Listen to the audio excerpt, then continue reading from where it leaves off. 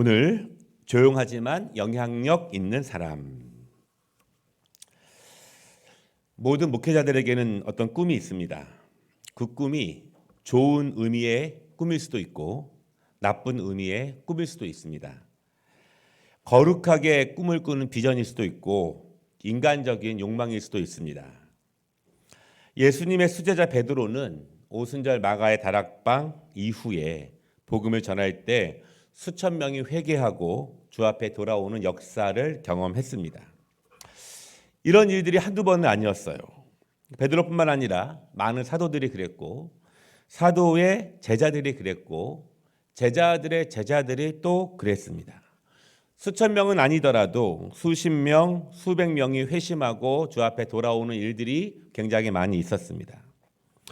그때만 일어나는 것이 아닙니다. 우리가 잘 알고 있는 마틴 로이드 존스 목사님, 또 스펄전 목사님, 무디 목사님, 미국 뉴잉글랜드의 조나단 에드워드, 조지 회필드, 기독교 역사에서 놀라운 역사들, 하나님의 크신 역사를 감당하고 큰 사명을 감당했던 많은 믿음의 종들이 있어요. 이처럼 거룩하고 또한 뜨거운 역사를 품고 비전으로 삼고 기도하고 동경하는 목사님들의 꿈이 있습니다. 물론 거룩한 복음에 대한 열정과 사랑, 그리고 영혼에 대한 뜨거운 사랑을 통해서 이런 역사가 지금도 일어나기를 사모하는 기도하는 목회자들, 분명히 이런 꿈은 거룩한 꿈일 것입니다. 반면에 목회자도 인간적인 면이 많이 있기 때문에 아직 성화되지 못한 부분들이 많기 때문에 거룩함을 유지하려고 몸부림치지만 자주 낙심하고 또한 자주 세상적인 생각이 들어올 때면 거룩한 꿈이 어떤 개인적인 야망이 되기도 하고 인간적인 욕심으로 나타날 때도 분명히 있습니다. 특별히 많은 성도들의 관심과 사랑을 받고 좋은 대접을 받는 대형교회 목사님들이 그런 꿈을 가질 수도 있겠지만 반대로 너무 연약하고 너무 어렵기 때문에 그런 꿈을 꾸는 목회자들이 있을 수도 있어요. 지난 2월 8일부터 미국 켄터키 주의 윌모어라고 하는 작은 산동네에 위치한 에즈베리 대학교의 채플에서 일어난 부흥운동, 우리가 엘리야 기도회 시간에 몇 번이나 말씀을 같이 드렸습니다. 그때 이런 말씀을 드렸어요. 이 에즈베리 대학교 채플에서 벌어진 그 부흥운동은 1970년 처음으로 있었습니다. 그때 384시간 동안 대학교의 채플이 끊어지지 않고, 근데 여러분 저도 외국에서 11년 동안 대학을 다녔고 또한 대학 채플을 늘 함께 드렸는데 미국 대학 채플은 상상 외로 뜨겁습니다. 굉장히 뜨겁고 채플이 있는 모든 대학들은 굉장히 경건합니다. 그리고 뜨거운 찬양과 기도와 말씀이 동반된 것이 대부분의 채플들의 모습이에요. 그 에즈베리 대학교, 그 대학교에서 일어났던 384시간의 그 부흥운동 이후에 그때 은혜 받았던 사람들이 삶의 자리로 돌아가고 학교로 돌아가서 뜨거운 신앙의 개혁과 복음의 전도의 삶을 이끌어 나아갔습니다. 저도 2008년에 여름에 제 친구들이 그 학교에서 몇 명 공부하기 때문에 그 학교에 방문한 적이 있어요. 그리고 1970년의 역사를 익히 들어 알기 때문에 저도 그 채플에 잠시 앉아서 기도했던 적이 있었습니다. 그런데 그때도 여름 방학이었지만 저 혼자가 아니라 많은 사람들이 각각 그 채플에서 기도를 드리고 있었습니다. 그러니까 중요한 점은 그러한 부흥 운동은 뜬금없이 일어나는 것이 아니라는 것입니다. 갑자기 예상하지 못했는데 성령께서 기름 부음을 주시는 것은 아니라는 거예요. 이 대학의 채플은 1970년 이후에 또한 그 이전에 많은 성도들과 많은 대학생들이 그 채플을 채우며 뜨겁게 기도했었고, 그리고 그 부흥운동이 일어난 다음에 2023년까지 50년 이상 동안 수많은 젊은이들과 믿음의 사람들이 방학 때나 학기 중에나 항상 그 기도의 공간을 찬양과 말씀과 기도로 채워왔다라고 하는 것입니다. 계속 기도로 채웠고 공간을 기도로 채웠고 눈물로 채우면서 그렇게 또한 때가 찼을 때 하나님의 시간이 되었을 때 다시 부흥 운동이 그렇게 일어나는 것입니다. 이 부흥 운동은 몇 가지 특징이 있어요. 첫 번째는 한 사람 한 사람의 완전한 회심을 이끌었습니다. 예수님께 완전히 맡긴 삶을 살기로 결심하는 그러한 시간이었습니다. 둘째로 하나님만을 높이고 하나님만을 찬양하는 그런 부흥 운동이었습니다. 세상에 많은 것이 아니라 하나님께 중심을 두는 시간. 얼마나 풍요로워지고 얼마나 문화가 많아지고 얼마나 먹을 것도 많고 얼마나 놀 것도 많고 내가 그냥 있어도 내 손에서 내가 즐길 수 있는 것이 너무나 많이 있지만 하나님만을 찬양하는 것이 리바이벌의 본래 의미였고 또한 그러한 특징을 가지고 있습니다. 그들은 삶의 자리에서 성령님을 모시기로 결심했고 또한 주님이 새롭게 부어주신 비전과 사명을 가지고 가정으로 돌아가서 직장으로 돌아가서 삶의 자리에서 계속 뜨거운 부흥 운동이 일어나기를 열망하고 또한 그렇게 이어지고 있습니다. 지금 수많은 중학교에서 대학교에서 그러한 역사들이 나타나고 있다는 거예요. 이 리바이벌 운동의 중요한 의미는 맹숭맹숭한 사람들이 리바이벌을 통해서 은혜 받고 비전을 가진 것이 아닙니다. 사모하던 사람들, 기도하던 사람들, 눈물을 흘리던 사람들, 하나님의 역사를 기다리던 사람들이 이 리바이벌 운동을 통해서 다시 한번 하나님의 부어주심과 역사하심을 경험하게 된 거예요. 그러므로 여러분, 우리도 이 성전을 기도로 채워야 합니다. 계속 채우면 역사는 일어납니다. 비록 우리가 원하는 시간과 하나님께서 기다리시는 시간이 다를 수 있지만 채우면 역사는 일어납니다. 갑자기 무엇이 이루어지기를 원하는 것이 아니라 내가 이루어지기를 원하는 그 시간대에 이루어지는 것이 아니라 계속 찬양과 기도와 말씀으로 채워 나아갈 때 그렇게 간절히 사모하며 기도할 때 하나님께서 받으시는 그때가 있다는 것을 분명히 믿으시기를 바랍니다. 그러므로 우리는 채우는 것을 게을리하지 말아야 해요. 채워지면 목마르지 않습니다. 채워지면 견딜 수 있는 힘이 생기고 채워지면 높은 산에도 올라갈 수 있어요. 금방 지치는 이유는 채워지지 않았기 때문이고 금방 목마른 이유도 채워지지 않았기 때문이고 얼마나 올라가다가 지치고 포기하는 이유도 채워지지 않았기 때문입니다. 그러므로 여러분, 특히 또 에스더 전도회 영적인 것들을 채우는데 게을리하지 않고 충성스럽게 성실하게 그 영적인 것을 채워 나아갈 때 내 자녀의 부흥이 일어나고 남편의 부흥이 일어나고 가정의 부흥이 일어나고 우리의 삶에도 하나님의 기름 부어주심의 역사가 일어난다는 사실을 믿으시기를 바랍니다.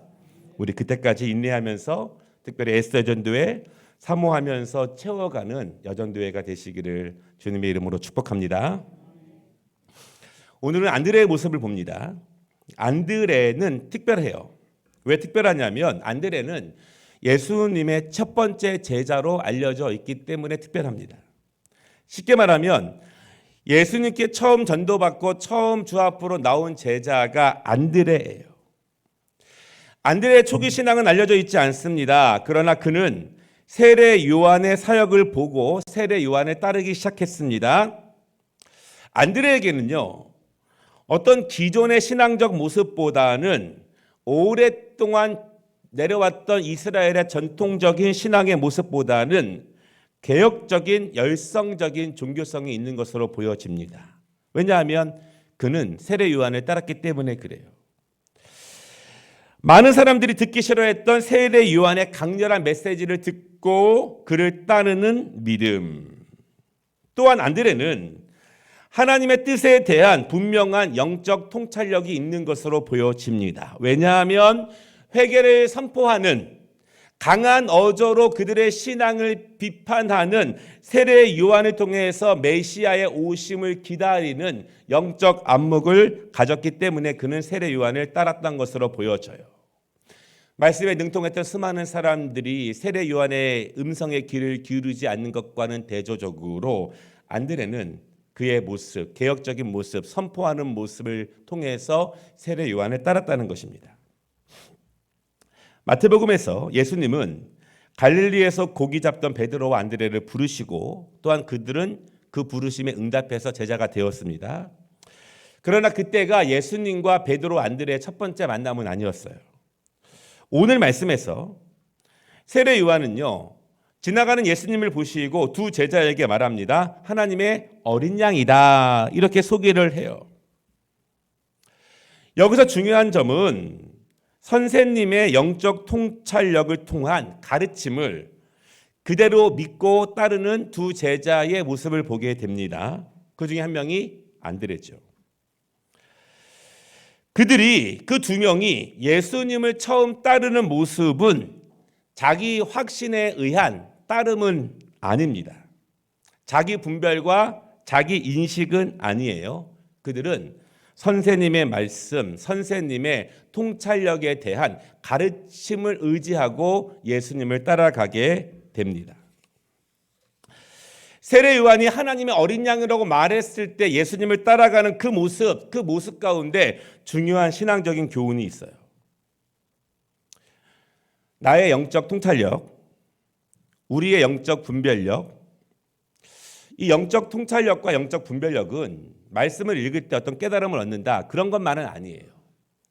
이 영적 통찰력과 분별력은 내가 처한 상황 가운데 지혜와 돌파구를 하나님의 말씀을 읽다가 그 말씀을 내 상황으로 지혜롭게 바르게 접목시킬 수 있는 것이 영적 통찰력이고, 또 다른 것은요, 하나님이 말씀하실 때 우리의 삶의 상황과 우리의 삶의 모습으로 연결시킬 수 있는 능력을 가진 것이 바로 영적 통찰력입니다. 우리가 영적으로 부족해서 하나님의 말씀이 이루어지고 있는데도 그것을 나의 상황으로 연결시키지 못할 때, 하나님이 지금 나에게 말씀하고 있는데도 불구하고 그것이 나를 향한 말씀인지 내가 잘 알지 못할 때, 내 영성이 깊지 않아서, 내 믿음이 깊지 않아서, 내 말씀이 깊지 않아서 정확하게 나를 향하고 있는 말씀인데도 그것을 무디게 받아들일 때, 무엇보다 하나님께서 영적인 일을 이 땅 가운데 행하시고 있는데 그 행하심과 말씀을 전혀 연결하지 못할 때, 그때 나의 영적 스승의 말씀을 신뢰하며 그 가르침의 권위를 인정하고 따르는 것은 굉장히 중요한 은혜예요. 그리고 그것은 철저한 자기 부인으로만 가능하고 철저한 자기 내려놓음을 통해서만 가능합니다. 만약 내가 확신해야만 따를 수 있다면, 내가 보아야만 따를 수 있다면, 내가 이해해야만 따를 수 있다면, 그래야만 순종할 수 있다면 우리는 결코 한 단계 높은 순종으로 나아가는 것은 불가능할 것입니다. 왜냐하면 여러분들이 우리의 자녀들에게 무엇인가 이야기하고 어떤 도전적인 동기를 부여할 때, 만약 그 아이들이 본인들이 확신해야만, 본인들이 경험해야만, 본인들이 이해가 되고 동의가 되어야만 순종할 수 있다면 그 자녀들은 성장하기가 쉽지 않죠. 하나님께서 그들에게 세례 요한을 붙여주신 이유, 우리에게 영적 스승을 보내신 이유를 잘 깨닫고 그들을 통해서 바른 도움을 받고 내가 영적 도약하고 영적으로 성장하게 하는 것이 하나님의 질서이며 하나님께서 믿음의 공동체를 우리에게 주신 이유라는 사실을 또한 우리가 믿는 것입니다. 39절을 보면은요, 이 두 명의 제자는 예수님을 따릅니다. 그리고 예수님과 그날을 함께 보내요. 하루를 함께 보냅니다. 그리고 예수님의 마음, 예수님의 모습, 예수님의 가르침, 그리고 예수님은 그들과 무엇인가를 나누셨어요. 사실 예수님께서 본격적으로 사역하신 이후에는 이런 여유로움이나 이런 특정한 제자들과 많은 일상적인 시간을 보내는 것이 흔치 않았습니다. 그러나 오늘 세례 요한의 인도를 통해서 두 명의 제자는 예수님을 따르게 됩니다. 그리고 예수님을 만납니다. 그리고 그분과의 교제를 통해서 정확하게 그분이 누구인지 확신하게 됩니다. 처음에는 비록 선생님의 가르침을 통해서 권면을 통해서 예수님을 따랐지만 예수님을 정확하게 만나고 나니 이제는 자기 확신이 생긴 거예요. 여러분, 이러한 과정이 신앙의 과정입니다. 이러한 과정이 영적 리더십들의 역할이에요.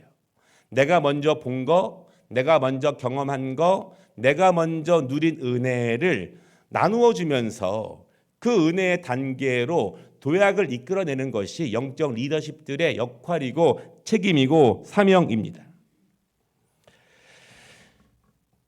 가르침에 신뢰하는 것, 그것을 따르는 것, 그리고 그 안에 나의 경험과 나의 체험이 일어나는 것, 이것이 우리의 신앙 발달의 연속적인 과정이에요.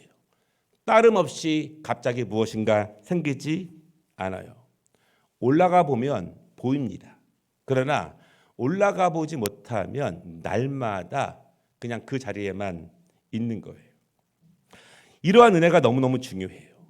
그 과정을 통해서 나의 확신과 나의 신념이 굳어지게 됩니다. 그리고 바로 안드레는요, 오늘 41절을 보면은 그 형제 시몬을 찾아갑니다. 그리고 시몬에게 고백하는 거예요. 우리가 메시아를 만났다. 우리가 그 하나님을 만났다. 구약의 선지자들이 선포한 그분, 선포된 말씀이 지금 이루어지고 있다.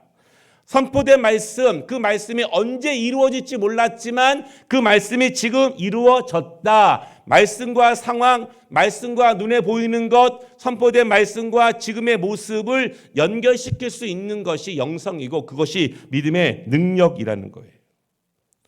우리를 구원할 그분을 내가 지금 만났다. 그 고백입니다. 이 고백은 너무나 중요해요. 예수님이 메시아라는 고백 없이 구원이 가능할까요? 예수님이 구원자라는 고백 없이 그리스도인이라는 명칭이 불려질 수 있을까요? 더 중요한 것은요, 이 고백은 내가 그분을 만나고 내가 그분을 경험해야만 가능한 고백입니다. 나의 확신과 나의 경험과 나의 신앙으로만 가능한 고백이에요. 내가 메시아를 만났다. 우리 자녀들이 나의 하나님이 아니라 부모님의 하나님, 내가 만나는 교회 생활이 아니라 교회의 전통적인 분위기를 따르는 신앙생활, 물론 그 분위기 속에서 우리가 그리스도를 만나는 시간이 더 줄어들 수 있고 또한 그 간접적인 경험을 통해서 직접적으로 나아갈 수 있지만 더 중요한 것은 그런 분위기, 그런 전통이 아니라 내가 메시아를 만나고 나의 구원자 되시는 하나님을 내가 만나고 내가 고백하는 믿음이 너무너무 중요해요. 그러니까 여러분, 믿음이 애매하거나 신앙이 애매하신 분들은 정확하게 이런 고백이 미약합니다. 저나 우리 교회 영적 리더십들이 많은 성도들에게 바른 길을 제시합니다. 이렇게 하십시오, 이렇게 말합니다. 이리로 가십시오, 이렇게 말합니다. 무엇을 좀 하십시오, 이렇게 말해요. 이러한 권면을 잘 받고 잘 따르고 잘 순종할 수 있는 것도 은혜예요. 그것이 영적 질서입니다. 그러나 거기에 만족하고 거기에 머물러 있으면 안 돼요. 목사님 말씀을 잘 듣는 성도들, 셀 리더와 강사들의 권면을 잘 따라가는 분들, 항존직의 어떠한 신앙적인 도전과 권면을 잘 받아들이는 분들, 그러면 우리 한국교회에서는 참 신실하고 아름다운 종들로 생각하죠. 그러나 거기서 만족하면 안 된다는 거예요. 그분들의 인도로 주 앞에 나아갈 수 있고 행할 수 있고 성경을 읽을 수 있고 봉사할 수 있습니다. 중요한 것은 그것을 통해서 그 자리에서 나의 경험, 나의 고백, 나의 신앙이 이루어져야 한다는 거예요. 예수를 만나는 것은 내가 만나는 것입니다. 누가 대신 만나주는 것이 아니에요. 메시아를 만나는 것은 내가 만나는 것이고 내가 메시아를 만나고 내가 메시아를 고백해야 구원이 이루어짐을 믿으시기 바랍니다. 그렇게 안드레는요, 자신의 신앙 고백으로 베드로를 인도했습니다. 그리고 예수님이 갈릴리에서 그를 부르셨을 때 베드로는 안드레와 함께 예수님을 따르기로 결심해요. 자기 확신과 자기 경험은 반드시 자기 고백으로 이어집니다. 제가 여러 번 말씀을 드렸어요. 맛있는 식당에만 가도 너무 맛있으면 소개합니다. 좋은 병원에만 가도 용하면 소개해요. 자기 확신, 자기 경험은 자기 고백으로 이어져요. 반드시. 그리고 그것은 복음 전도로 나아가게 됩니다. 그것이 오늘 안드레를 통해서 보게 되는 영적 역동성이에요. 성령께서 그를 통해서 일하고 계시다는 역사가 그렇게 나타납니다. 멈춰주지 않고 계속 말씀을 따르게 되고 만나게 되고 나의 확신과 고백이 나아가게 되고 베드로 앞에 자신을 고백하며 그를 인도하는 영적 역동성으로 계속 돌아가는 것이 살아계신 하나님의 능력이고 우리 안에 일하시는 말씀의 능력이에요. 말씀이 우리를 쪼개고 우리를 살리는 역사는 그렇게 역사된다는 것입니다. 안드레는 조용한 제자였습니다. 안드레가 전도한 베드로처럼 예수님의 수제자가 되지는 못했어요. 수많은 역사를 일으킨 그런 능력자는 아니었습니다. 요한처럼 많은 사랑을 받은 사람도 아니었고 사도 바울처럼 그런 제자도 아니었습니다. 그러나 오늘 그의 고백을 통해서 위대한 제자가 주님을 만나게 되었습니다. 그리고 그의 고백을 통해서 그의 소개를 통해서 위대한 제자가 주님의 큰 종이 되었습니다. 그리고 오늘 읽지 않았지만 43절과 44절을 보면은 빌립과 나다나엘도 그렇게 연결되는 것을 볼 수 있어요. 내가 어떤 큰 은사, 어떤 큰 재능이 없을 수 있습니다. 평범하고 조용한 그리스도인일 수는 있습니다. 그러나 내가 평범하고 조용하다고 해서 내 안에 영적 역동성이 없는 것은 아니에요. 성령은 우리를 다르게 인도하시고 다르게 역사하십니다. 나를 통해서 위대한 종을 주 앞으로 인도할 수 있습니다. 나의 신실한 고백, 나의 분명한 체험을 통해서 누군가가 하나님 앞에 더 위대한 모습으로 설 수 있다는 거예요. 내가 그렇게 할 수는 없겠지만 하나님은 나를 통해서 그 물꼬를 트시고 그 통로로 인도하신다는 것입니다.